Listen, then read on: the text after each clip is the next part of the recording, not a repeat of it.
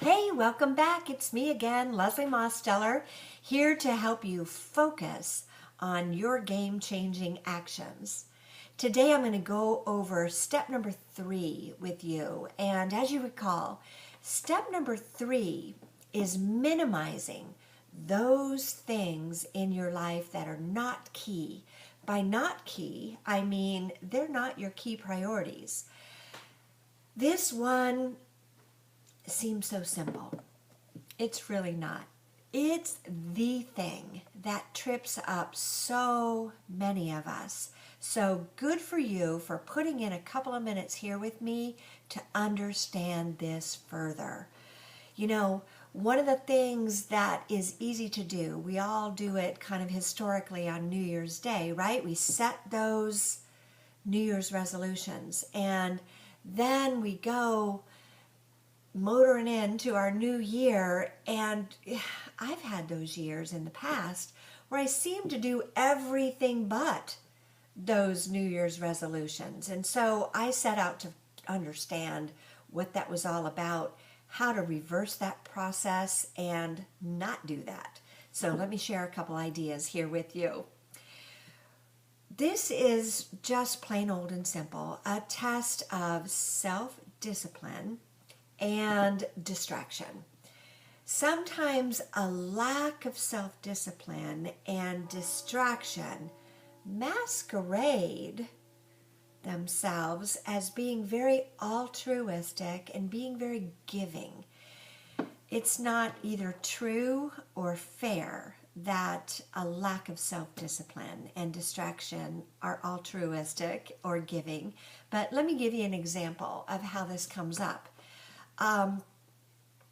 If you find that you are not being self-disciplined in focusing on your key priorities because you are often volunteering to help other people, that seems awesomely helpful.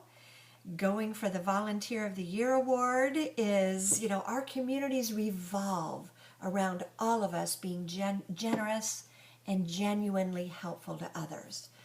Here's where it trips you up. It trips you up if only you do that instead of your key priorities. There is not a need to do them instead of your key priorities. It's kind of a procrastination thing when we are busy saying yes to others and no to ourselves. You're procrastinating on getting to that big vision that you created for your future. When you defined your key priorities, you defined the 1, 2, or perhaps 3 things that would move your life in a faster way toward the vision you have for the life you love. It would be the thing that you won't be regretting when you're at the end of your life. It'll be the thing that moves you to create or contribute to be your best self. So giving these things up in service with others for service of others is really an oxymoron, isn't it? It is in best service of others for you to fulfill your key priority. It is a gift that you have to give to the world. You can do the other things. You can be more disciplined and meet your obligations and your chores. You have perhaps to build a skill of saying no. I can't give you my full attention right now, so I must say no and feel good about that. You may actually have some time-wasting bad habits. And the point here is to practice the daily opportunity to see these things. Sometimes we don't even realize where we're frittering our time away. Sometimes it is easy to stay on the path you're on because that's sort of your go-to place. I invite you to do a brave thing, and if you don't know where you are currently wasting time or getting distracted where you could find pieces of your life where you could be more efficient, then I invite you to ask a trusted friend or loved one. They know. And the other thing I invite you to do is share with your trusted friends and loved ones what your key priorities are. They will either want to be supportive of you, or even when they may not jump on your bandwagon, which is okay, then they will know what you're doing and what your key priorities are. So we all have our chores and obligations and relationships. So as you're planning your day and your next 3 steps, if you know you have a family birthday, for example, plan baby next 3 steps that you can do knowing your day is going to be, for the lion's share, celebrating with your husband your anniversary, or whatever the case may be. Knowing that you have that big charity function at your church or at your community center, don't plan to do 3 next big steps. Planning is totally within your control.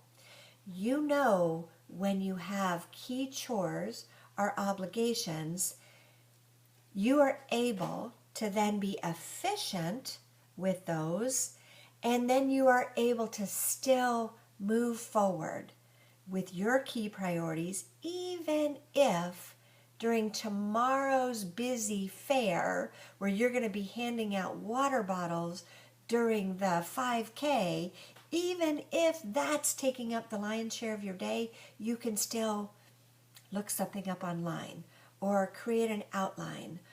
You can still make progress.